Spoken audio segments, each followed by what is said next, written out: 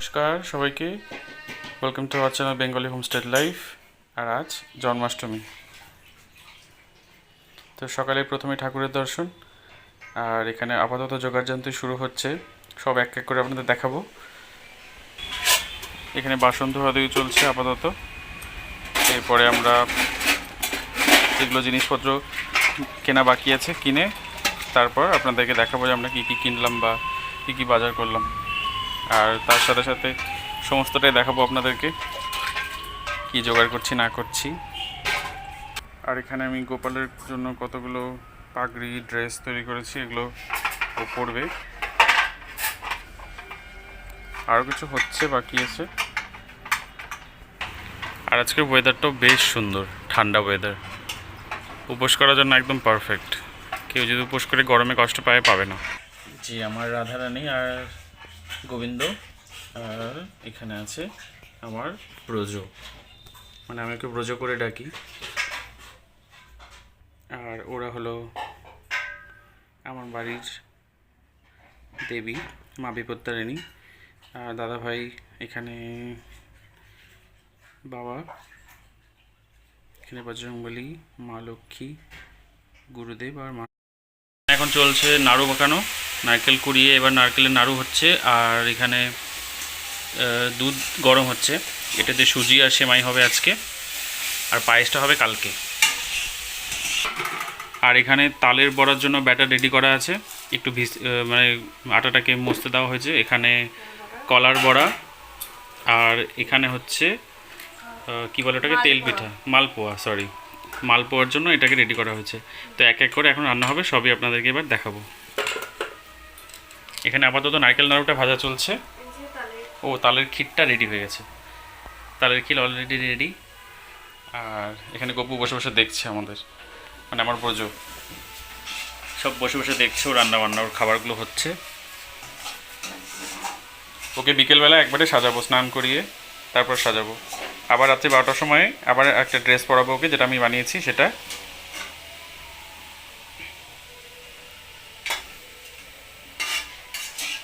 এটা কী করবো, মানে এটা হয়ে গেলে তারপরে কী বসাবা? তিলের নাড়ুটা, তিলের নাড়ুটা করে তারপরে খই পাকটা করে নেবো, বুঝলাম। ঠিক আছে, তো আপনাদের সাথে সব শেয়ার করবো একে একে। তো আপাতত তিলের নাড়ুটা করে নিচ্ছে। নাড়ু এখন রেডি, এবার আমরা যাব হচ্ছে তিলের নাড়ুতে। তিলের নাড়ু এখানে হচ্ছে, গুড় পাকটা বসিয়ে দিয়েছি আমরা। গুড় পাকটা একটু নাড়া দাও, এই হয়ে যাবে। হ্যাঁ, তিলটা দিয়ে দাও, তিলটা দিয়ে দাও, সাথে সাথে নাড়ো। এখানে যে তেলের নাড়ু হচ্ছে, এবার পাক দেওয়া হয়ে গেছে, একটু হলেই তারপরে হয়ে যাবে।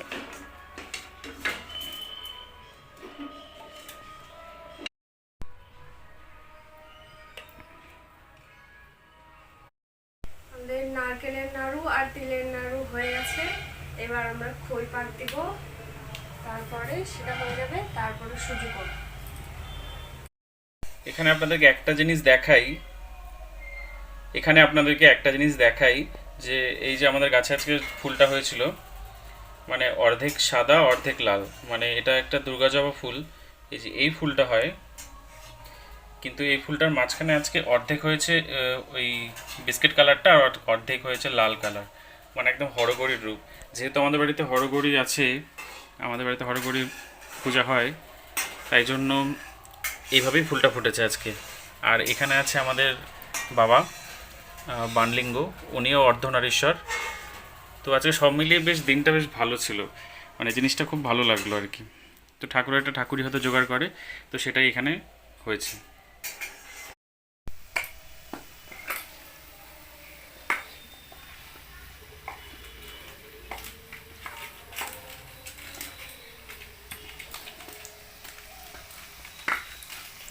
মোটামুটি সব কিছু শেষ করার পর এবার আমরা আসছি, এই যে এখানে কলার বড়া রেডি। আর এবার চলছে তেল পিঠা ভাজা, মানে সরি মালপোয়া, আমি বারবার করে তেল পিঠাই বলি কেন যে। তো এই যে এখানে চলছে এবার মালপোয়া ভাজা। আমাদের এখানে তেলপিঠাও বলে, মালপোয়াও বলে, আবার অনেকে আরেকও নাম আছে, অনেকে অনেক কিছু বলে, কিন্তু আমি সাধারণত তেলপিঠাই বলি।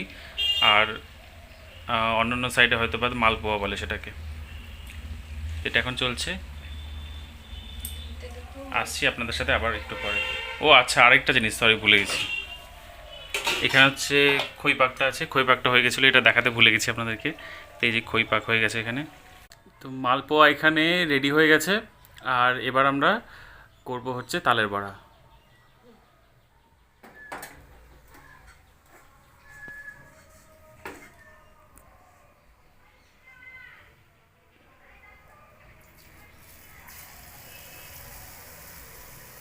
খুব ফাস্ট দিতে হয় ম্যাম।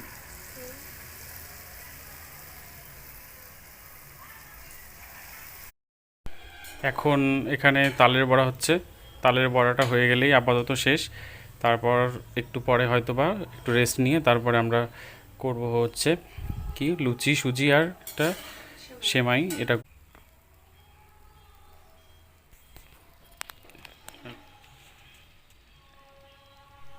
তো আপনারা তো দেখলেন ওখানে তালের বড়া ভাজা হচ্ছিল, তো ও তালের বড়া ভাজছিল, তারপরে সব করেছে, লুচি সুজি এগুলো করেছে। আর আমি চলে এসেছিলাম তার ফাঁকে দিদি বাড়িতে। মানে দিদি বাড়িতে একটু পূজার জোগাড় ছিল, দিদির তো অপারেশন হয়েছে, ওই জন্য দিদি কিছু করতে পারছে না, তো আমাকে বলেছিল একটু যা পারিস করে দিয়ে যেতে। তো আমি তাড়াতাড়ি যাই, গিয়ে একটু এখানে মানে দেখতে পাচ্ছেন আপনারা এখানে একটু ডেকোরেশন, হালকা ডেকোরেশন, একটু বেলুন ফুলিয়ে নেট দিয়ে লাইটিং দিয়ে এটুকু সাজিয়েছিলাম। আর তারপর দিদি খাটে বসে বসে গোপালগুলোকে সাজিয়ে দিয়েছিল, আর আমি সব এনে এখানে ভালো করে সাজিয়ে দিলাম। আর এখানে ছিল গোপুর জন্য সব ড্রেস, গিফট ছিল, কোল্ড ড্রিঙ্কস, আরও যা চকলেটস থাকে সব কিছু। আর ও হচ্ছে রাজন্যা, ওরই গোপাল, মানে ও ভীষণ ভক্ত গোপালের, ওর মা ও দুজনেই। তো সব গোছানোর পরে আমি একটু ছাদে আসি। ছাদে এসে দেখছি যে রান্না বান্না হচ্ছিলো এখানে, মানে গোপালের সব ভোগ রান্না হচ্ছিলো।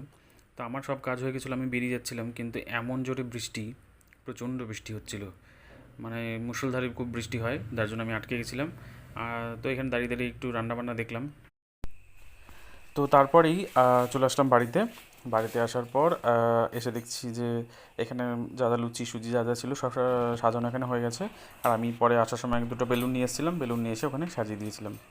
সব দিক সাজানো হয়েছিল, শুধু কেকটা দেওয়া বাকি ছিল। কেকটা অনেক রাতে এনেছিলাম, কারণ আমি অর্ডার দিতে একটু দেরি করে ফেলেছিলাম।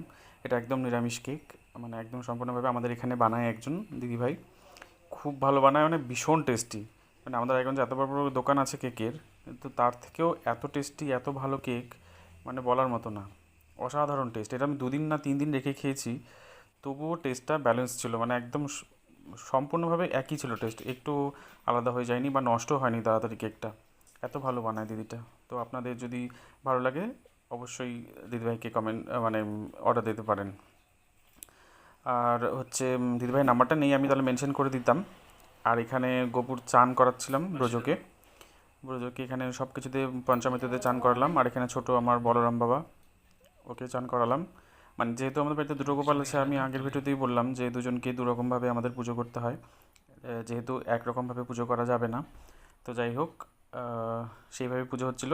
আর ওর ড্রেসটা বানিয়েছিলাম, দেখুন কেমন হয়েছে ড্রেসটা, খুব সুন্দর বানিয়েছিলাম। মানে সুন্দর বানিয়েছিলাম বললে ভুল হবে, মানে হ্যাঁ ভালোই বানিয়েছিলাম, কিন্তু মানে সবাই বলছিল যে ভালো লাগছে দেখতে। তারপর এখানে আমি পুজো সব ভোগ নিবেদন হয়ে গেছে, ভোগ নিবেদন করে যাওয়ার পর তারপর এখানে আমি করছিলাম আরতি। আর এটা তখন প্রায় ধরুন রাত হ্যাঁ একটার বেশি বাজে, 1-1:30 বেজে গেছিলো বোধ হয় এটা করতে করতে।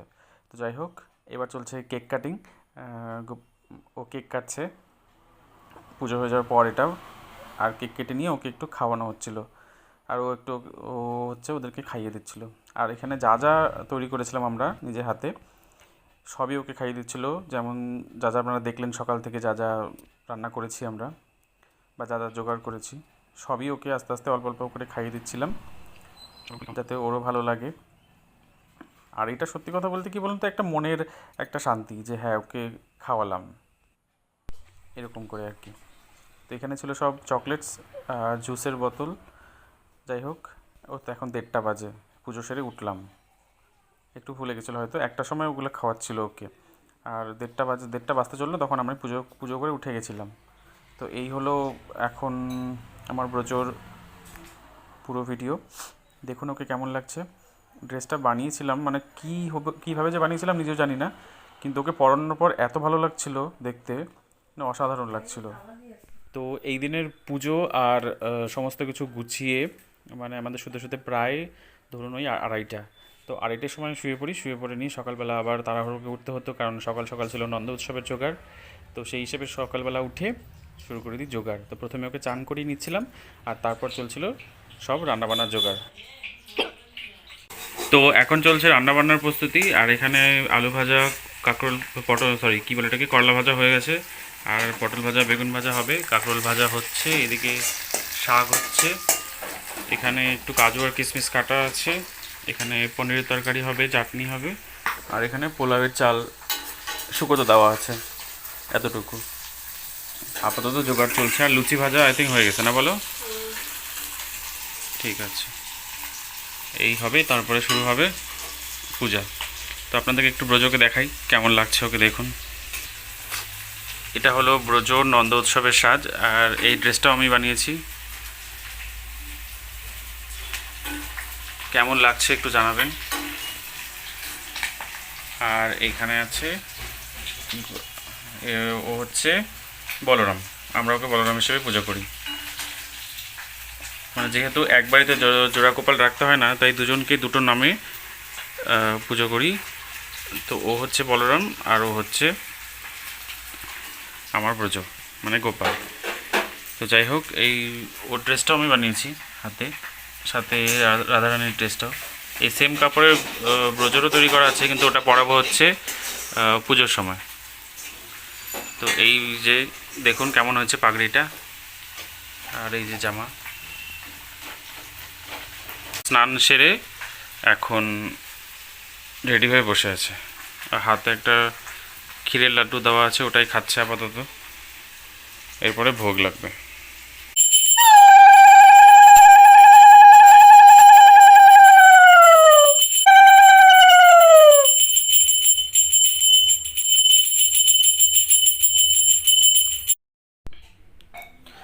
আজকের মতো এখানেই শেষ। নন্দ উৎসবের যে ভোগ নিবেদন সেটা হয়ে গেছে। তো এখন ওদেরকে সেবা দিয়েছিলাম কিছুক্ষণ, দরজা বন্ধ ছিল, তারপর এসে এখন ভোগ উঠাবো। তো আপনাদের জন্য একটু ভোগ দর্শন। তো এই ছিল এবারের পুজো। আর সত্যি কথা বলতে, যে নিজে পুজো করা বা নিজে হাতে সব কিছু তৈরি করা, তারপর ওকে সাজানো, ওর জিনিসপত্র মানে যা যা লাগে সব কিছু জোগাড় করা, সবটা মিলিয়ে একটা বেশ অদ্ভুত অদ্ভুতই একটা মানে ভালো লাগা, ভালোবাসা। মানে আরেকটা জিনিস একদমই আপনাদের সাথে শেয়ার করা হয়নি, এই যে প্রথম দিন সকালবেলা মানে জন্মাষ্টমীর দিন সকালবেলাই আমি ওকে সাজাতে গেছিলাম, ভোরবেলা 6টার সময়। ওর স্কুলের কম্পিটিশন ছিল, তাই জন্য। তো ভিডিওটা আমি সাইডে একটু দিয়ে দিলাম, আপনারা দেখুন। খুব মিষ্টি আর খুব ভালো ছিল বাচ্চাটা, মানে এত ভালো ছিল কি বলবো, দেখুন। তো এবারে পুজোটা একটু ছোট হয়েছে। প্রথমবার যখন ওকে আনলাম, মানে গতবার যখন ওকে এনেছিলাম একটু বড় করে হয়েছিল, অনেকে প্রসাদ পেয়েছিল, কিন্তু এবারে আর তেমন কিছু করতে পারিনি। মানে শরীর খারাপ, তারপরে একটু মানে প্রবলেমও আছে, যার জন্য খুব ছোট করে, খুব একদম লিমিটেডভাবে পুজোটাকে শেষ করা আর কি। তো এই যে আপনাদের জন্য একটু ভোগটা দর্শন করুন। ভোগ দর্শন করলে নাকি অনেক রকম কষ্ট থেকে রেহাই পাওয়া যায়, এটা শোনা কথা, জানি না আমি, হয়তো বা কোনো কোথাও কোনো জ্ঞানী মানুষই বলেছিলেন। যাই হোক, এইভাবেই পুজো, এইভাবেই সব জোগাড়জান্তি। তো আশা করবো যেন পরের বছর খুব ভালো করে বড় করে করতে পারি ওর জন্মদিনটা। তো ওর কাছে এটাই প্রার্থনা, আর ও যেভাবে নেবে সেভাবে তো করতে হবে, এর উপরে তো কিছু করার নেই আর। তো আজ এই পর্যন্তই, দেখা হবে পরের একটি ভ্লগে। সবাই ভালো থাকবেন, ধন্যবাদ।